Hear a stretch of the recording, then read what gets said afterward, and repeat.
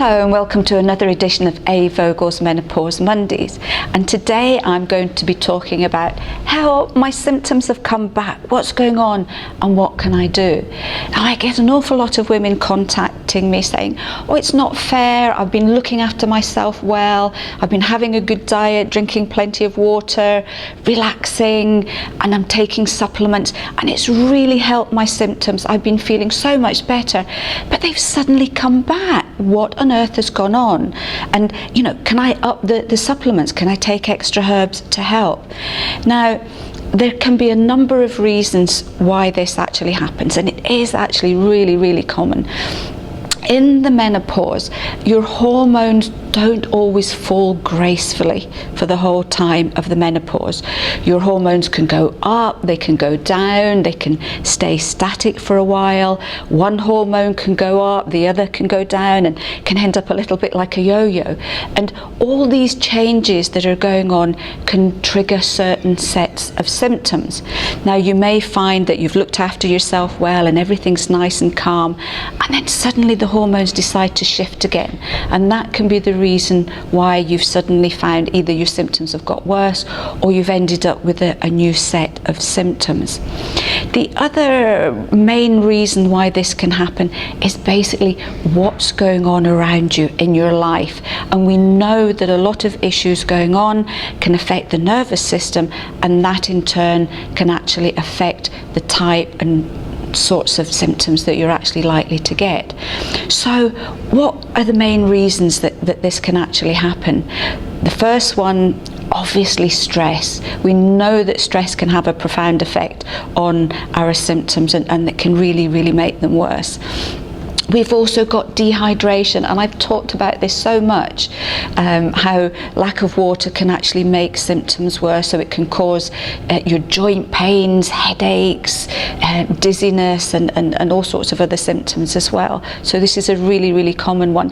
And as we're here anyway, we're still in the winter, in the cold weather. Sometimes we don't drink enough water when we're actually having the central heating on. We've also got infections or allergies. You could have something simple as a minor cold, a slight irritation, and that could be enough to actually set your symptoms off. You could have had medications from the doctor, even a course of antibiotics, or other minor drugs can actually trigger symptoms to come back as well. It could be shock. You could have had a sudden shock, a bit of bad news, or just something happening in your life that you weren't actually expecting, and that can affect your symptoms as well. It can be a change of lifestyle. Maybe you've moved house, you've changed jobs, or some other event has happened in your life that hasn't happened before. And these things don't necessarily have to be negative events. It could be something really nice that's happened, but it can still actually have an effect on your nervous system. It can also be fatigue as well. We're all busy, we have so much to do, we can run around a lot, and if you're extra busy and then extra tired, that can affect your symptoms as well. Could be your diet slipping. It's amazing how easy an extra cup of coffee, an extra glass of wine at the weekend, or some cake or biscuits or sweets can actually creep into our lives without actually realizing it as well. We could also have a problem with sleep, and we know in the menopause that falling estrogen can actually affect our sleep as well. So if you suddenly find you're not sleeping well and your symptoms have come back, then that's a good indication that the two are actually interfering with each other. Now, what can you do to help this? First of all, look back at when these new symptoms occurred or when your symptoms got worse, and very often you will get a clue. And it's amazing how many women say to me, that's what was going on, I understand what's happening now. So just double check. Overhaul your diet. Do have a good look at it. Make sure you're getting plenty of fresh foods, that you're eating a good varied diet, that you're getting plenty of protein as well, because your body needs a lot of protein for all the repair work that's actually going on. check that you're drinking enough water as well, because remember, dehydration is a big issue for lots of menopause symptoms as well. If you're extra busy, then really try and get that bit of relaxation and me time in, and I just spoke about that in one of the recent video blogs, and this is free. 30 minutes a day can make such a difference to your symptoms as well.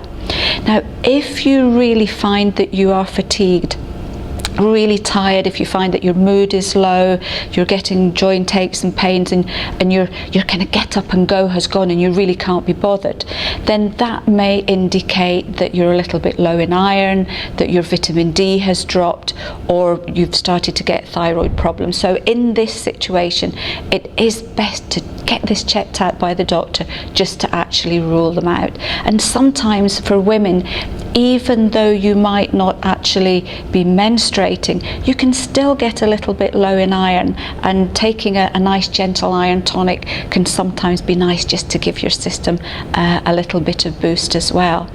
And if you are having sleep problems, then we've got our valerian and hops remedy to help you get a better night's sleep. So I hope that's given you just a little bit of a clue about why things can actually change in the menopause. It's not necessarily always your hormones that are at fault. Now, if you have any questions on this or anything else, please do get in touch with me. I love to get your emails and your phone calls, and I'll look forward to talking to you next week on A. Vogel's Menopause Mondays, where I am going to be talking about how to look after yourself well in the menopause.